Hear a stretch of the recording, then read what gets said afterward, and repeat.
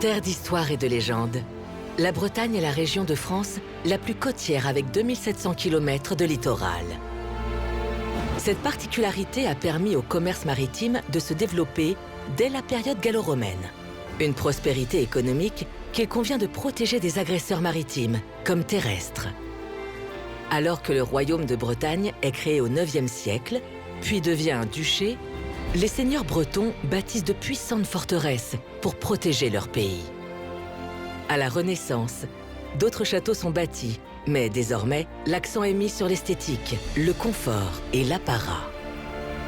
Cette diversité patrimoniale témoigne aujourd'hui de différentes époques de l'histoire de Bretagne. Que ce soit pour les institutions ou les propriétaires privés, la préservation de ces parchemins à ciel ouvert constitue un véritable enjeu pour qu'ils continuent à livrer leurs secrets aux générations à venir et à enrichir les paysages de la péninsule armoricaine.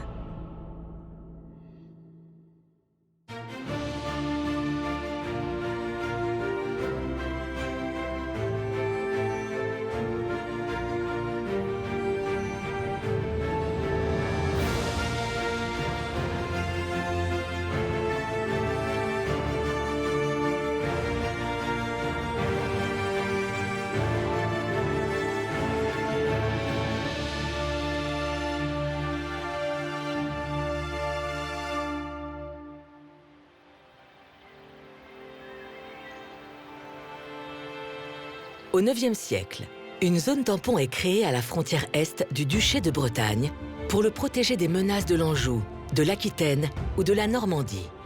Ce sont les marches de Bretagne au sein desquelles sont érigées de nombreuses forteresses et villes fortifiées. À Fougères, les bâtisseurs exploitent le terrain.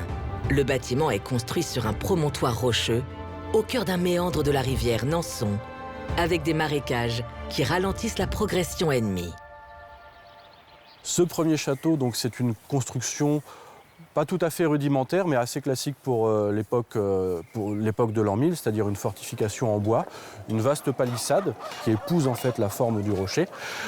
Cette palissade en bois protège à la fois un espace d'habitation et surtout donc une tour centrale, une tour principale, qui est l'embryon, on va dire, le premier donjon du château de Fougères. Que s'est-il passé? Eh bien, le Seigneur va venir construire son château vers le XIe siècle. À proximité de son château, il a voulu faire venir des moines pour assurer les offices. Il a créé ce que l'on appelle un prieuré. Autour du prieuré s'est constitué un bourg et quelquefois vous en avez un deuxième ou un troisième qui apparaît. Si on prend une ville comme Fougères, vous avez le château qui est au centre et autour de ce château-là, on a vu apparaître pas moins de 5 ou de 6 bourgs. On va parler ici de ce que l'on appelle des bourgs castraux. Donc certaines villes sont nées au pied ou à l'ombre d'un château. Si on prend l'exemple de la Bretagne, ça correspond facilement à une quarantaine des villes médiévales bretonnes qui sont nées comme cela au pied d'un château. Ce château donc est entièrement rasé en 1166 par les troupes du roi d'Angleterre, Henri II Plantagenet, qui justement profite de sa situation stratégique en Normandie pour faire des incursions en Bretagne et cherche à mettre la main en fait sur la Bretagne. Donc il passe nécessairement par Fougères et ses habitants sont obligés d'aller se cacher dans les bois, dans la forêt de Landéan et même jusqu'à Entrain pour garder la vie sauve. Les barons de l'époque, qui sont la famille de Fougères, Raoul II de Fougères en particulier pour l'année 1166-1170, décident en fait de revenir sur le site, de reprendre Fougères et de reconstruire le château. Donc cette fois-ci, on construit un nouveau château en pierre. On utilise 2 types de pierres pour la construction du château de Fougères. La pierre de schiste, qui est une pierre locale qui est prise dans les collines, dans une carrière qui est vraiment juste derrière le site du château. Et pour renforcer les points les plus fragiles, les portes d'entrée, les ouvertures comme les fenêtres, on peut penser aussi la base des murs par exemple, on va par endroits utiliser du granit qui coûte beaucoup plus cher, donc c'est pour ça qu'on l'utilise avec parcimonie, suivant les moyens financiers dont le propriétaire du château dispose au moment où il le fait construire. Comme vestige de cette première forteresse de pierre, Fougères conserve une gaine inframurale.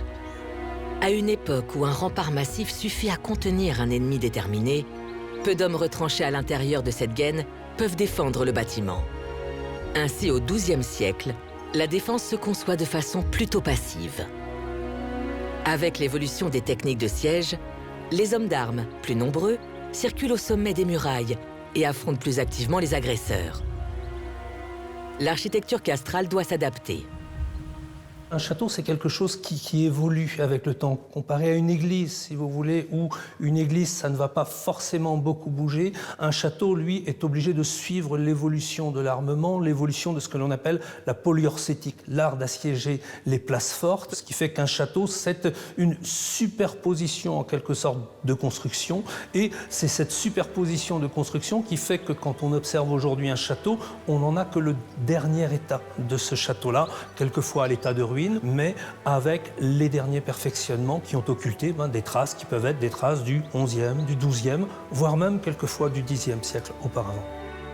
Si on veut résumer la chose assez simplement, on pourrait dire qu'à chaque siècle, entre le XIIe et le XVe siècle, on a une famille différente qui apporte chacune une évolution particulière architecturale. Premier exemple, donc à la suite des barons de Fougères, nous avons la famille des Lusignan. Ceux-là font construire cette première cour d'entrée aujourd'hui qu'on appelle l'avancée, qui forme en quelque sorte un piège contre les ennemis. Ils se retrouvent bloqués dans cette première cour, et là, sous le tir nourri des défenseurs du château qui, eux, sont cachés à l'intérieur des tours. Les Lusignan aussi apportent une grande évolution, ce sont les tours circulaires. Lors des croisades, les Européens apprennent à construire des tours circulaires et les importent dans leur château fort, sachant que la tour circulaire a deux avantages sur la tour quadrangulaire.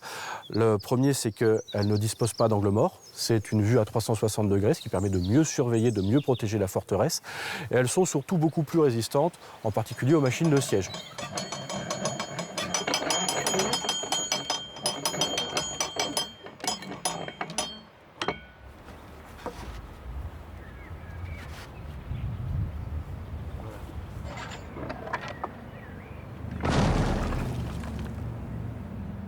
La tour des Gobelins est une tour du XIIIe siècle et c'est en quelque sorte le premier donjon du château de Fougères, le donjon primitif. En termes de construction, elle n'est pas tout à fait circulaire, elle est ce qu'on appelle troconique, donc c'est une base très évasée qui monte tout doucement.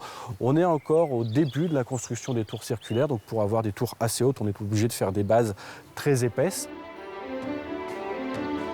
Au début du XIVe siècle, le roi de France, Philippe le Bel, donne la baronnie de Fougères à son frère, Charles de Valois, comte d'Alençon.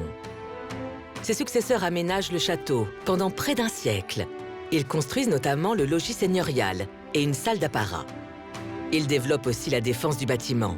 Ils surélèvent les remparts et les épaississent. On leur doit également la tour la plus emblématique de Fougères, la tour Mélusine. La fée Mélusine, ayant reçu une malédiction, voyait chaque samedi ses jambes se métamorphoser en queue de serpent. Néanmoins, nombre de châteaux forts à travers l'Europe sont construits grâce à sa magie, et plusieurs familles nobles prétendent faire partie de sa descendance, dont les Lusignan. À cette époque, il est notoirement bien vu de compter une créature fantastique parmi ses ancêtres. Selon les conteurs du pays fougerais, lorsque son mari s'aperçoit de sa singularité, elle se jette par une fenêtre, ne pouvant retenir un glaçant cri de désespoir. Son fantôme se montre à chaque fois qu'un Lusignan va mourir ou que leur bien change de propriétaire. Même si Mélusine est liée à la famille des Lusignan, la tour de Fougères est construite par les comtes d'Alençon, comme un hommage à ce personnage dont la mythologie reste ancrée dans le territoire. D'autant qu'en ce début de XVe siècle, Fougères a bien besoin de structures défensives. À cette époque-là, nous sommes dans une phase qui est une phase un tout petit peu de neutralité, mais de neutralité armée. Le Fougères est situé dans les marges de Bretagne. Fougères est mise en état de défense parce qu'on ne veut pas que les Anglais qui sont de l'autre côté de la frontière en Normandie puissent entrer en Bretagne. La Bretagne est sortie de la guerre de 100 ans en quelque sorte, mais les Bretons continuent à combattre avec le roi de France individuellement. Le roi d'Angleterre, en rivalité avec le duc de Bretagne, charge un mercenaire de prendre la ville de Fougères. François de Surienne, dit l'Aragonais, prépare minutieusement cette attaque depuis la Normandie. Et ses espions le renseignent sur la meilleure façon de remporter la victoire. Ces informations permettent à ses 600 hommes de soumettre la cité en une nuit. Une prise de ville, ce sont des massacres. Une prise de ville, ce sont des violences. Une prise de ville, ce sont des soldats qui, une fois qu'ils sont arrivés là, s'enferment dans la ville. Bien entendu, le duc de Bretagne ne va pas se laisser faire. Le duc de Bretagne amasse ses troupes, convoque ses hommes ici et va venir mettre le siège devant Fougères. Ensuite, on dispose les canons, ce qu'on appelle les batteries d'artillerie, et on va canonner la ville, on va canonner le château, jusqu'à temps que, au bout de plus de 2 mois de siège, les gens qui sont à l'intérieur demande ici à se rendre. Surienne s'en va avec une rançon très importante d'à peu près 200 000 livres. Si je ne me trompe pas, ça ferait faire quelque chose comme 30 à 40 millions d'euros aujourd'hui, c'est-à-dire tout le revenu de plusieurs années, voire de plusieurs vies des commerçants et des marchands fougerés, ce qui là les marque aussi profondément. Ce qui explique d'ailleurs le fait que pendant 20 ans, à la suite de cette attaque de Surienne, les fougerés sont exemptés d'impôts par le duc de Bretagne pour pouvoir justement reconstruire la ville plus sereinement. C'est un événement aussi qui a marqué un petit peu les esprits, puisqu'encore aujourd'hui, on a une tour qui s'appelle la tour Surienne dans le château. La tour Surienne, comme sa sœur la tour Raoul, sont bâties en réponse au progrès de l'artillerie, désormais capable de venir à bout des murailles de l'époque. Les 7 mètres d'épaisseur de ces tours sont conçus pour résister aux boulets de canon. Et des casemates permettent d'utiliser cette artillerie comme arme défensive. Mais ces améliorations à la pointe du génie militaire ne suffisent pas à protéger la Bretagne des appétits du roi de France. Nous sommes dans la deuxième moitié du XVe siècle. La France est sortie de la guerre de 100 ans et le roi de France veut neutraliser le duc de Bretagne. Et bien là, le duc de Bretagne achète certains châteaux, comme celui de Fougères, comme celui de Clisson, et va puissamment les fortifier parce qu'il attend l'attaque du roi de France. Et cette attaque du roi de France, elle surviendra effectivement dans les années 1487-1491. Le roi de France utilisera son artillerie. On aura dépensé des sommes phénoménales pour fortifier les marches de Bretagne et avec son artillerie, le roi de France est capable en l'espace de quelques jours de prendre n'importe lequel des châteaux de Bretagne. À partir du XVIe siècle, et en particulier une date importante qui est l'année 1532, donc le traité de rattachement du duché de Bretagne à la couronne de France et le mariage de Claude de Bretagne, héritière du duché, avec le roi de France François Ier. Donc le duché de Bretagne devient un élément du royaume de France. À partir de cette période, il n'y a nécessairement plus besoin de cette zone frontière, de cette zone tampon entre le duché et le royaume de France, et les forteresses qui y sont implantées perdent un peu de leur intérêt. Cependant, le château de Fougères ne tombe pas complètement en désuétude et est loin d'être complètement abandonné. Dès l'année 1532, en fait, à partir de cette période-là, il y a toujours une garnison qui est installée dans le château de Fougères avec un gouverneur qui est nommé par le roi de France. Et ce, jusqu'à la Révolution française. On sait aussi que vers la fin du XVIIIe siècle, le château est transformé en prison pour accueillir en particulier des prisonniers anglais. On est en pleine guerre de 7 ans. Ces occupations successives permettent de maintenir en état le château de Fougères. Mais le XIXe siècle s'annonce comme une période moins sereine pour l'édifice. Le baron de Pomerol en est propriétaire et il a pour projet de construire un bâtiment plus moderne. Certaines parties du château commencent à servir de carrière. Il est heureusement inscrit au titre des monuments historiques en 1862. Le patrimoine médiéval de Fougères est donc sauvé et le château est racheté par la commune en 1892. Il s'agit d'une véritable renaissance, puisque des fouilles archéologiques sont effectuées et jusqu'à nos jours, le bâtiment est entretenu et restauré, ce qui en fait l'un des châteaux les plus renommés de France, avec 120 000 visiteurs par an. Si Fougères intègre une ligne de fortification qui protège l'est de la Bretagne, ses autres frontières ont elles aussi besoin d'être défendues. La spécificité de la région, c'est qu'elle forme une péninsule. Elle doit donc organiser une défense côtière, et la forteresse qui incarne le mieux cet impératif est bâtie entre Saint-Malo et le cap Fréhel.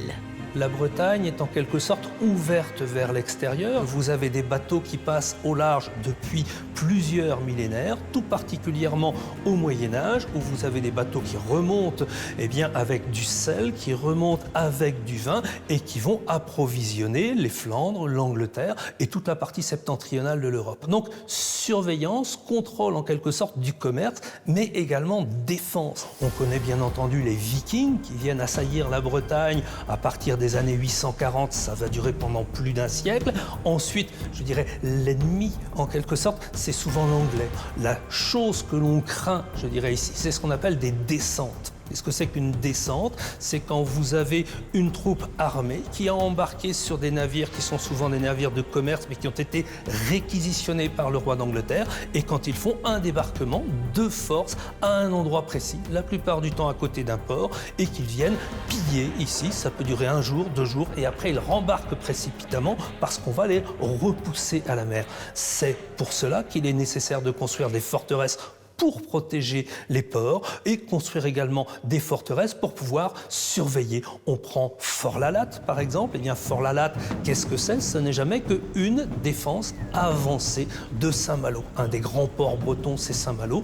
On a ici une défense avancée. C'est sous Fort-la-Latte que des bateaux peuvent venir mouiller quand ils quittent Saint-Malo, quand ils arrivent à Saint-Malo, parce que l'ennemi qui ne vient pas vous attaquer, il est toujours là, dans les îles, il est un tout petit peu au large et il essaie d'attaquer, bien entendu, les navires qui sont là.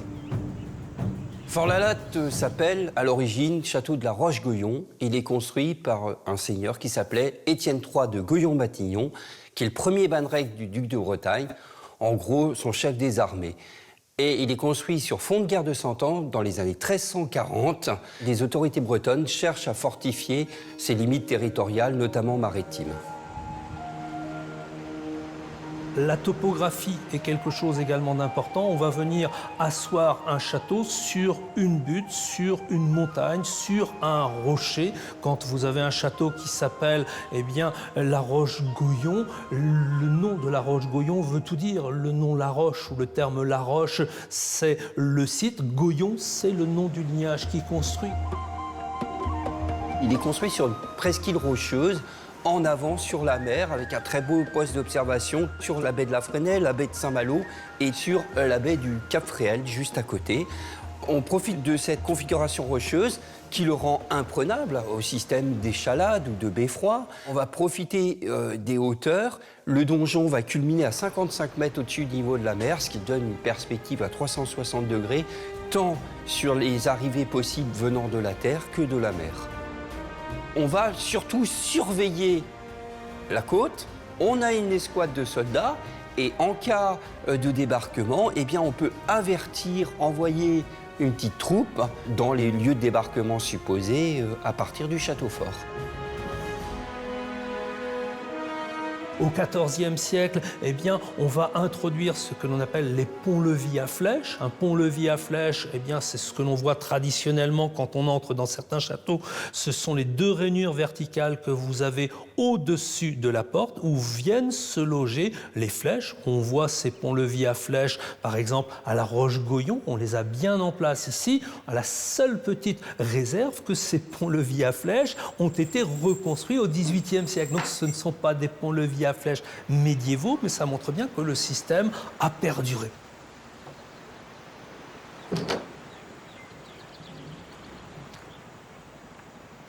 Si la première défense de Fort-la-Latte est la mer qui l'entoure, ces fortifications n'en sont pas moins complètes et abouties. Il n'est pris que 2 fois, la première à la suite de la guerre de succession de Bretagne. Quel est le contexte? Le contexte, c'est le duc Jean IV, duc de Bretagne, qui est le vainqueur de la guerre de succession, qui, pour triompher, a fait appel au roi d'Angleterre, mais qui est devenu dépendant du roi d'Angleterre. Et le roi de France en est pleinement conscient qu'il ne peut pas avoir confiance dans le duc de Bretagne. À partir de ce moment-là, les Bretons, eux aussi, sont insatisfaits. Ils vont mettre leur duc dehors. Le duc est chassé de Bretagne en 1372. Le roi de France envoie donc le célèbre du Guesclin, désormais connétable de France, chef suprême des armées, conquérir les principales places fortes de la région. Cela dans l'optique d'annexer la Bretagne au royaume. C'est dans ce cadre que Du Guesclin envoie une escouade à la Roche-Goyon pour prendre une forteresse restée fidèle au duc de Bretagne. Le connétable reconnaît lui-même que la résistance fut dure, mais elle finit par tomber. Les défenses de Fort-la-Latte restent néanmoins très efficaces. Pour qu'elles cèdent de nouveau, il faut attendre les guerres de religion, alors que son propriétaire Jacques II de Goyon-Matignon prend le parti d'Henri IV. La Bretagne était plutôt une terre de ligueurs. Donc le duc de Mercœur enverra une troupe, cette fois-ci très importante, de 2000 hommes. Il n'était même pas 50 à défendre le château, armés de canons. Donc ils n'auront aucun mal à pulvériser toutes les défenses du château, laissant le château ruiné pour longtemps. On est en 1597, il faudra attendre les années 1680 sous Louis XIV pour qu'il le reprenne de l'intérêt de l'équipe de Vauban. La position stratégique de Fort-la-Latte ne faiblit pas avec les siècles qui défilent. Et Vauban en a conscience. Il le fait donc reconstruire et renforce ses remparts. Il améliore également son armement et de puissantes batteries de canons y sont installées. Le château est équipé d'un four à boulets permettant de rendre les projectiles incandescents. Ainsi, en plus des dégâts occasionnés par l'impact, les navires ennemis doivent lutter contre d'éventuels incendies. Un procédé pouvant être très dangereux pour les canonniers, car le projectile brûlant risque de faire exploser la poudre. C'est cette technique qu'inspire l'expression contemporaine « tirer à boulet rouge ». Le Fort-la-Latte est utilisé très longtemps. On peut considérer que ça durera jusqu'à la chute de Napoléon. À partir de la chute de Napoléon, 1815, évidemment les techniques militaires s'améliorent, les canons de plus longue portée. Restaurer un château fort, c'est engloutir de l'argent pour des moyens pas très efficaces.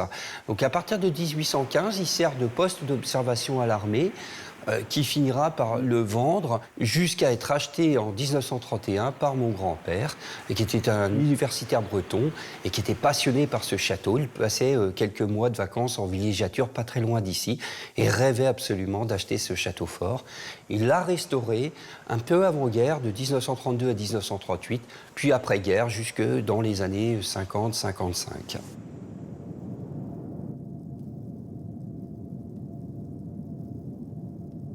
Le Fort-la-Latte en entretien est très lourd. On met beaucoup de travaux, à peu près 100 à 150 000 euros par an. On est dans un milieu très exposé et tout est difficile. Déjà l'acheminement des matériaux pour le restaurer, la difficulté de mise en œuvre. Après, à chaque fois, c'est des défis et c'est ça qui est intéressant. Les difficultés sont ça, je pense que tous les gestionnaires de monuments rencontrent.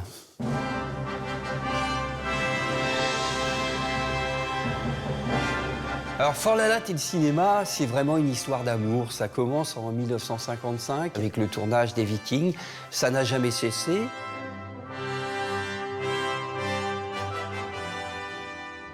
Fort-la-Latte est un lieu magique. C'est un lieu vierge. Et ça, pour l'image, c'est important.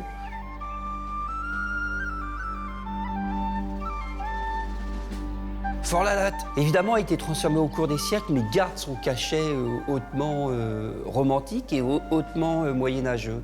Donc ça n'a jamais changé. Je pense que c'est ça l'histoire du succès du Fort-la-Latte. Fort-la-Latte est un peu à nous, mais il est un peu à tout le monde aussi, et aussi beaucoup au cinéma.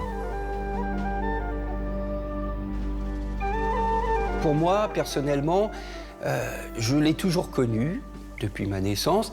C'est pas moi qui l'habite, c'est lui qui m'habite.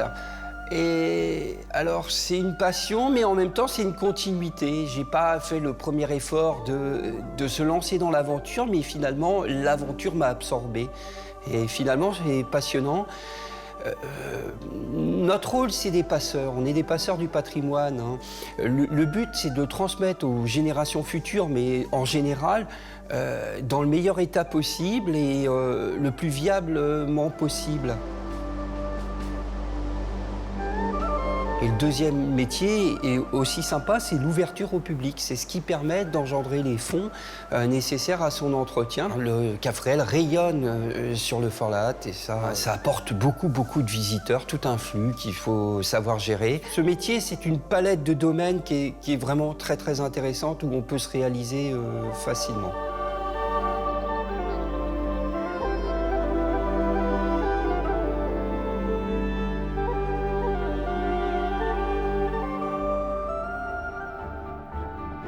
Certains châteaux bretons ne sont pas construits dans une optique militaire, mais ont pour but de démontrer le prestige d'une famille et d'améliorer le confort de ses occupants.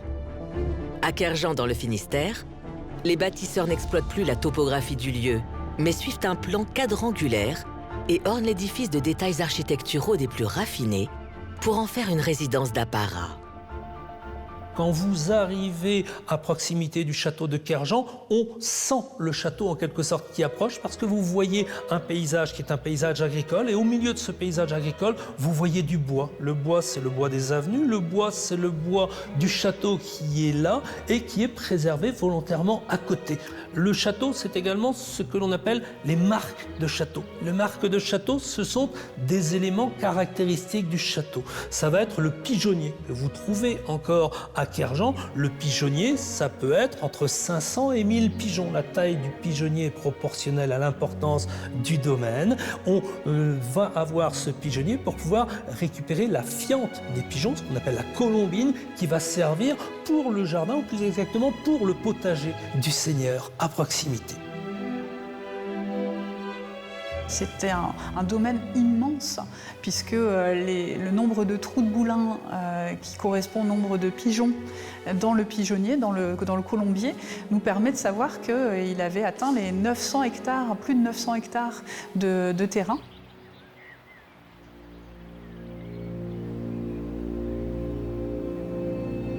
À proximité du château, autre marque de seigneurie, c'est ce que l'on appelle les fourches patibulaires, également préservées à Kerjan. Eh bien, ces fourches patibulaires, ce sont des poteaux qui sont des poteaux de pierre. Sur ces poteaux de pierre, vous trouvez des traverses de bois. Ces poteaux sont les poteaux auxquels on suspend des gens qui ont été condamnés, qui ont été exécutés. Alors que l'on soit bien clair, ça ne sert pas très souvent. Les condamnations à mort sont exceptionnelles. Seuls certains seigneurs disposent, je dirais, de la haute justice, mais il n'empêche que ça contribue à l'environnement du château. Et ces fourches patibulaires, on ne les met pas forcément à proximité du château, mais on les mettra à proximité de la route. Pourquoi à proximité de la route?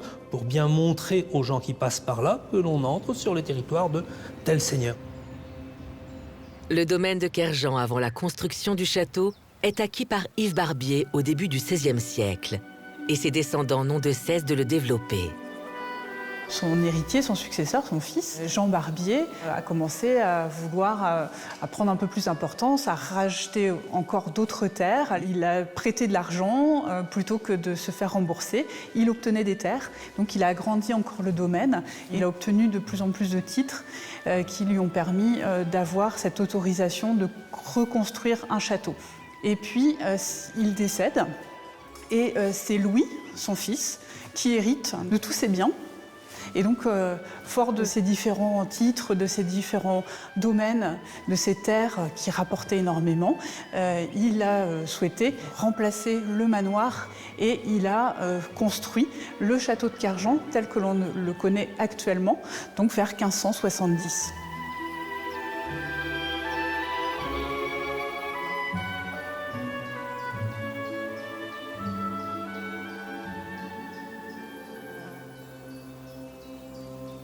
Lorsqu'au XVIe siècle éclatent les guerres de religion, les Barbier se rallient aux ligueurs catholiques, derrière le duc de Mercœur s'opposant à Henri IV. C'est lors de cette période troublée que le château se protège par une puissante enceinte fortifiée de plus de 10 mètres d'épaisseur, flanquée d'un fossé. À chacun des angles, une casemate permet de riposter aux éventuelles attaques. À cette époque, le château est défendu par une garnison, entretenue aux frais des propriétaires. Un ensemble défensif qui semble être efficace, puisqu'il ne sera jamais pris. C'est aujourd'hui ce contraste entre forteresse militaire et château résidentiel qui contribue à l'identité architecturale de Kerjan. Autre particularité, c'est vraiment un château extrêmement bien réalisé, dit à la française, mais avec des particularités aussi très bretonnes dans son architecture, des décorations donc, de la seconde Renaissance. Et vraiment, les propriétaires se sont adjoints les maîtres d'œuvre les plus talentueux de l'époque. C'est vraiment un lieu unique en Bretagne. Il est apparu que la demeure était si fastueuse que Louis XIII a accordé en 1618 le statut de marquis aux propriétaires du château.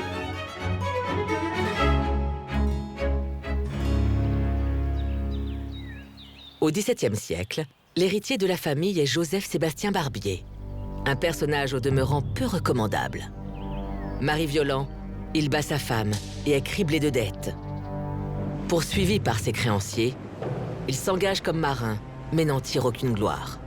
Il finit prisonnier. Cette déchéance pousse sa mère à déshériter son fils, au profit de sa nièce, Gabrielle. Cette dernière redresse le domaine, et en épousant un Cottencourt, elle offre un nouveau lignage à Kerjean, qui retrouve une seconde apogée, et cela jusqu'à la fin du XVIIIe siècle. Alors que la marquise Suzanne Augustine de Cottencourt fait vivre Kerjean selon les usages de l'Ancien Régime, la Révolution française embrase le pays.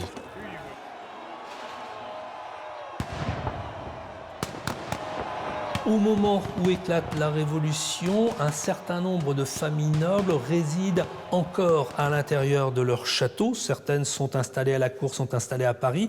Certaines sont encore dans leur château. Ces familles nobles, eh bien, très rapidement, vont avoir le choix entre deux solutions. Se taire et laisser passer l'orage, ou alors éventuellement prendre les armes. Prendre les armes, ça veut dire émigrer, ça veut dire aller en Angleterre. Quand une famille noble est réputée avoir émigré, eh bien, on va venir confisquer le château. Quelquefois, ce que l'on fait, c'est que quand vous avez certains membres du lignage qui émigrent, on laisse la grand-mère dans le château, en se disant si la grand-mère est dans le château, on ne devrait pas nous prendre le château. Sauf que les révolutionnaires ne sont pas dupes, ils vont quand même aller, je dirais, dans le château et ils vont dire écoutez, vos fils ont émigré et à partir de ce moment-là, nous savons que vous êtes contre la révolution et dès ce moment-là, eh bien, on vous confisque le château. Certains vont aller plus loin. Si on prend, eh bien, par exemple, la propriétaire du château de Kerjean, on sait qu'elle est résolument contre la Révolution. Celle-ci va être arrêtée. Nous sommes au moment de la terreur en 1794 où on guillotine allègrement et effectivement celle-ci va être guillotinée à Brest parce qu'elle n'avait pas du tout caché, je dirais, ses opinions contre-révolutionnaires. Elle aura essayé de tenter de s'échapper, de s'enfuir, de se cacher, mais les révolutionnaires l'auront rattrapée et auront pillé le château, d'ailleurs, pour retrouver le soi-disant trésor de Suzanne Augustine de Cottencourt. Donc beaucoup de pillages à ce moment-là, au moment de la Révolution du château, où toutes les boiseries ont été retirées, les parquets soulevés pour retrouver ce trésor qui n'aura jamais été retrouvé, ou qui n'existe probablement pas. Après les dégâts des troupes républicaines, Kerjean est démantelé par ses propriétaires. Ils vendent les matériaux du château, n'ayant pas les moyens de l'entretenir. Soucieux de sauver l'édifice de la ruine, l'État le rachète en 1911. C'est pour le château le début d'une renaissance. 6 ans après le rachat par l'État du château en 1911, 6 ans après, se constitue une société, une association des amis du château de Kerjean, qui est constituée à l'époque de notables, d'érudits locaux qui vont vouloir installer un musée dans ce château, un musée de la vie, ils appellent ça léonaise. On est dans le pays du Léon. Ils font un peu la tournée des antiquaires, ils vont frapper aux portes, ils font du porte-à-porte pour récupérer des meubles qui leur semblent tout à fait participer à la représentation de la vie de la campagne à différentes époques, puisque les meubles datent surtout du XVIIe siècle, XVIIIe siècle. Là, vous avez des collectivités, je dirais, ce sont les finances publiques qui permettent de faire tourner ces châteaux. Ensuite, ces châteaux, quand vous les ouvrez au public, il faut nécessairement avoir une exposition permanente, il faut avoir des dispositifs de médiation, il faut avoir les médiateurs, il faut avoir des expositions temporaires pour les faire fonctionner, je dirais, pour ces châteaux-là. Aujourd'hui, le château vit est toujours occupé, on va dire, par une équipe de chemin du patrimoine en Finistère, et puis ouvert au public avec des animations. Donc c'est ça qui est important, c'est de partager ce lieu, de le faire vivre, de continuer à le faire vivre, à l'entretenir.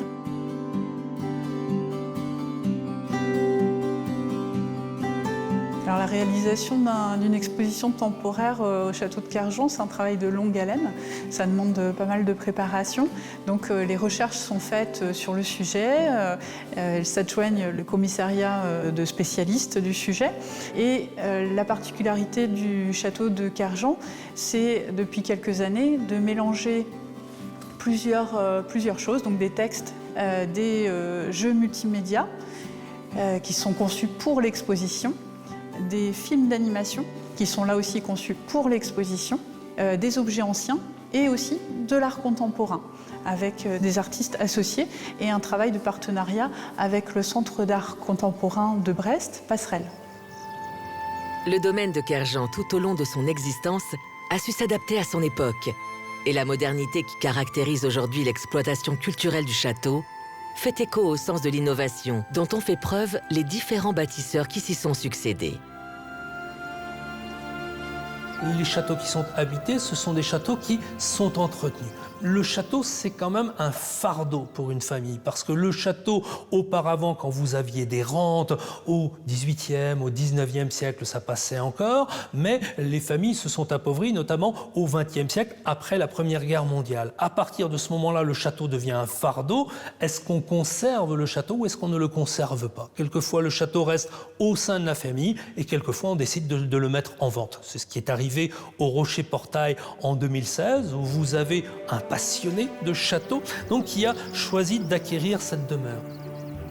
Je venais en vélo, alors j'adorais moi la période estivale parce que je voyais il sortait du château, donc j'imaginais cette vie dans ce château, mais sans connaître l'intérieur, parce que personne n'y accédait, c'était vraiment une vie privée.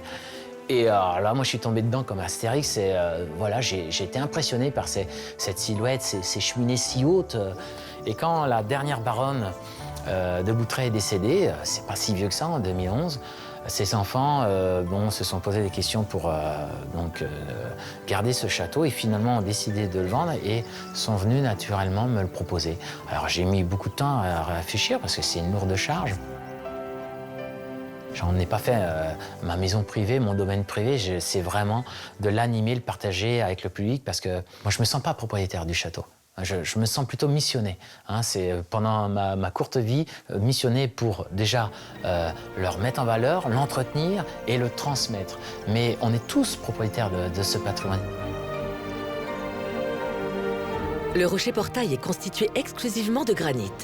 Cette matière première emblématique de la région en fait un bâtiment qui revendique son appartenance au territoire breton. Son édification prend fin en 1617. Et son architecture est typique de la période Renaissance. Avec le développement de l'artillerie, eh bien, n'importe quel château peut être pris de force par le roi, et le roi va en quelque sorte monopoliser cette fonction, qui est la fonction militaire défensive. C'est le monopole royal de la fortification. À partir de ce moment-là, eh bien, on continue à fortifier sa demeure, mais on va d'abord veiller à l'aspect résidentiel. On a tendance à considérer qu'avec la fin du Moyen-Âge, c'est la fin des châteaux. C'est absolument faux. Qui plus est, nous arrivons au XVIe siècle. Le XVIe siècle, c'est la période de la Renaissance. Et avec la période de la Renaissance, les préoccupations sont moins militaires et je dirais plus résidentielles. Il suffit de regarder la multiplication des fenêtres pour bien voir qu'on n'est pas véritablement ici préoccupé par la défense. Ça va être tout un vocabulaire architectural, ornemental, qui est davantage développé plutôt que l'aspect défensif. Le Rocher-Portail est construit pour devenir la demeure de Gilles Ruellan. Cet homme parti de rien devient l'une des plus grandes fortunes du royaume, lui permettant de bâtir un tel édifice. Il reste néanmoins très discret, tout en évoluant dans l'ombre des plus grands personnages de son temps. Les livres d'histoire ont tendance à l'oublier, bien qu'il ait joué un rôle crucial dans l'apaisement des guerres de religion. Il n'était pas noble, il travaillait pour un patron ferrière qui transportait les toiles pour les messieurs de Saint-Malo. Ce patron ferrière également avait une petite charge de collecteur d'impôts. Le bio, c'était l'impôt sur les boissons, c'était donc très lucratif. Et ce patron ferrière est décédé subitement. Gilles Roeland, qui est un homme de réseau, il a vu que c'était très lucratif, cette collecte d'impôts sur les boissons. Et on voit, en quelques années, il achète beaucoup de charges de collecteur d'impôts. Et il devient l'un des plus grands collecteurs d'impôts en France en très peu d'années, ce qui est à l'origine de sa richesse. Il y a une thèse au ministère des Finances sur lui. Sa fortune était estimée à plus de 10 millions de livres. Il aurait pu se faire un Wolf-Vicomte ou autre, un peu comme Nicolas Fouquet quelques décennies plus tard. Mais justement, lui, il a été plus malin pour ne pas attiser la jalousie des autres et autres. Il est resté assez discret et il n'a pas pris de charge politique, voyez. En fait, c'était un homme de l'ombre.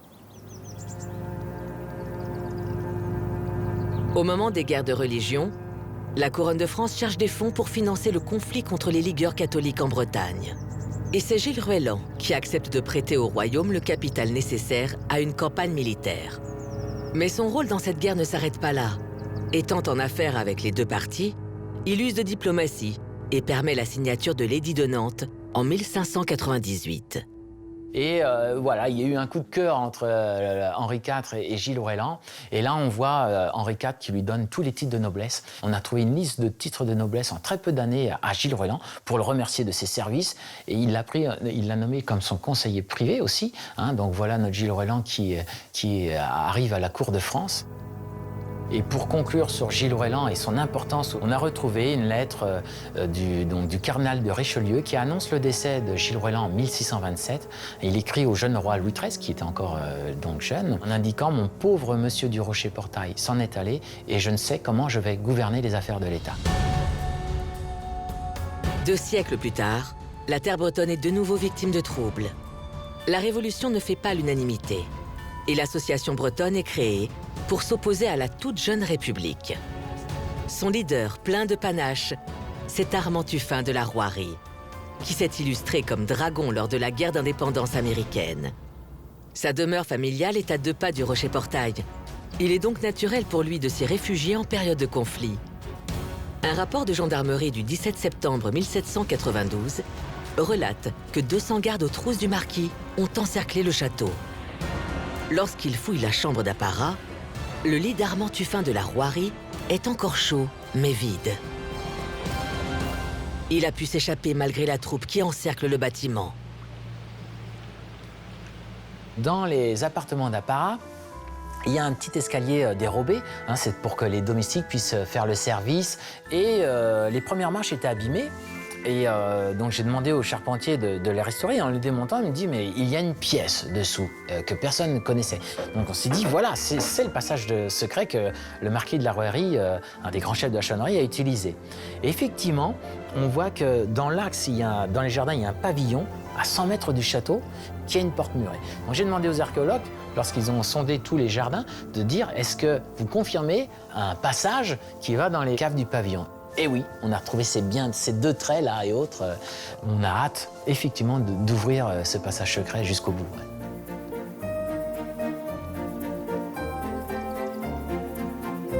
Un château ne va pas sans jardin. On voit se développer les aménagements des jardins à partir du XIVe, du XVe siècle. Quand le roi a un château, quand un grand seigneur a un château, il y a nécessairement le jardin à côté. Le jardin, c'est un jardin d'agrément, c'est un jardin de plaisance. Dans ce jardin, on peut même trouver éventuellement une volière, on peut même trouver une ménagerie. Quand j'ai repris le Rocher-Portail, en 2016, il n'y avait plus de jardin. On avait les traces des parterres, le pavillon du jardinier, les murs du potager clos, mais il y avait des vaches dedans, parce que c'est les fermiers qui les exploitaient. Donc j'avais fait toute une esquisse et autres, j'ai dessiné moi-même, après tous mes travaux de recherche, mes jardins et autres, et je présente le sujet, et je suis lauréat du prix Villandry pour le meilleur projet de recréation de jardin historique en France. Le conservateur me convoque en disant « Voilà, monsieur Rossel, félicitations pour ce prix, mais eh bien, vous allez le mettre de côté, ce projet, c'est ce prix. On va faire des fouilles archéologiques pour essayer, tenter de retrouver les jardins tels qu'ils étaient. »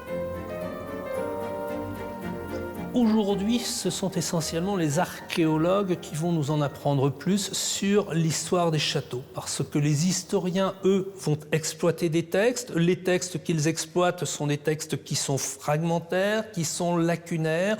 Les textes sont quelquefois également tardifs. Au Rocher-Portail, ils sont même allés jusqu'à faire des explorations géophysiques pour repérer les traces qui sont dans le jardin, ici, pour pouvoir reconstituer le jardin du château.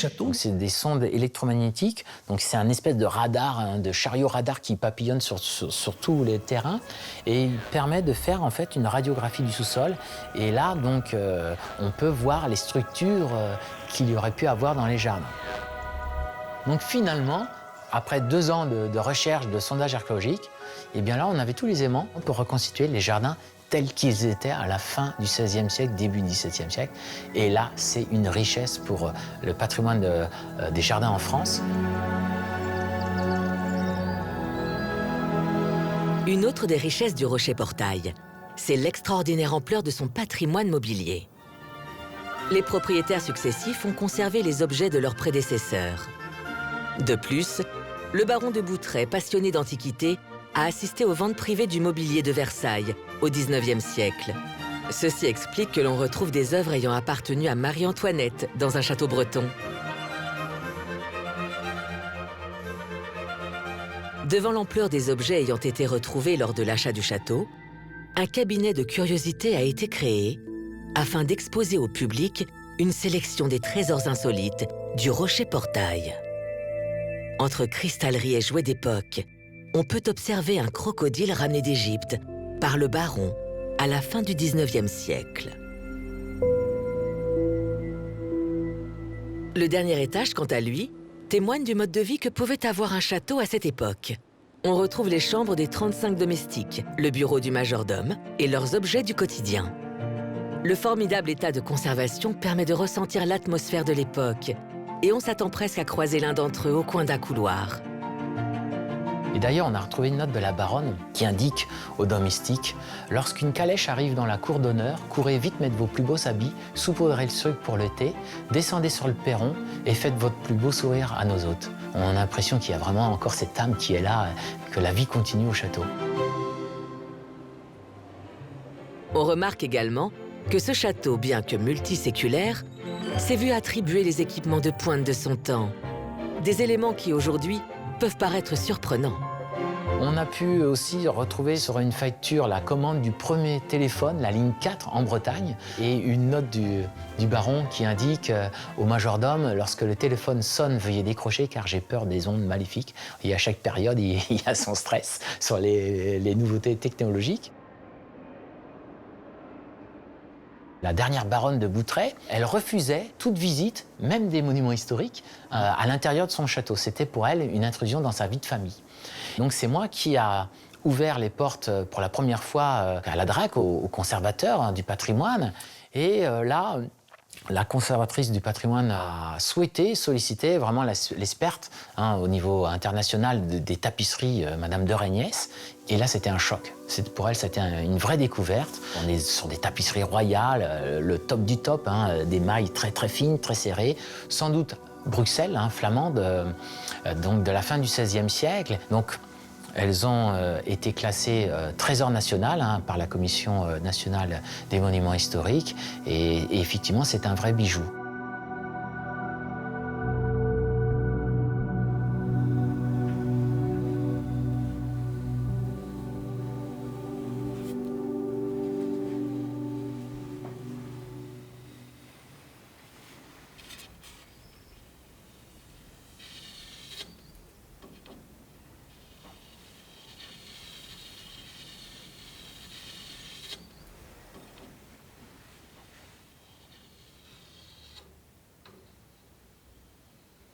C'est un sacré pari que de devenir châtelain. Ces nouveaux châtelains ici vont devoir faire des travaux qui sont des travaux conséquents parce que les châteaux sont souvent classés ou inscrits monuments historiques, donc avec un certain nombre de normes. Et ces châteaux, on va devoir les ouvrir au public. Et quand même, donc voilà, nous avons pu ouvrir donc les portes du château en 2017. Naïvement, je pensais que ouvrir un nouveau château, surtout un grand château comme celui-ci, c'était une nouveauté dans les paysages de la Bretagne, qui est une grande région touristique, et que la presse allait accourir vers moi, et qu'on allait parler du château, et que j'aurais eu plein de visiteurs dès la première année. Eh ben, patatras. Alors, j'ai eu 10 000 visiteurs la première année, ce qui est déjà pas mal, mais voilà, c'est un château qui a un potentiel beaucoup plus important.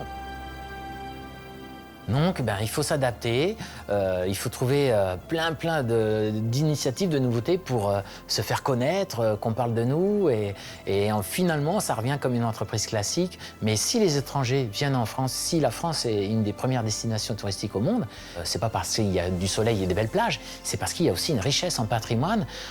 80% des monuments historiques sont privés, ils sont en milieu rural. Mais voilà, c'est une terre de légende ici, hein. Et je pense qu'on est loin d'avoir tout découvert.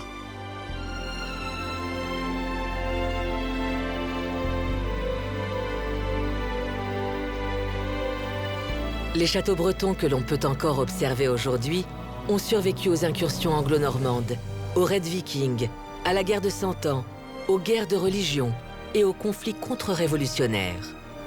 Souvent érigés avec du granit, derrière leur aspect massif, ces bijoux d'architecture sont en réalité fragiles. Plus que les batailles et les pillages, c'est le temps qui passe qui est la plus grande menace pour ces édifices. Bien heureusement, les institutions et la population bretonne veillent au jour le jour à conserver et entretenir leur patrimoine. Grâce à ces efforts, l'avenir s'annonce radieux pour ces seigneurs de pierre.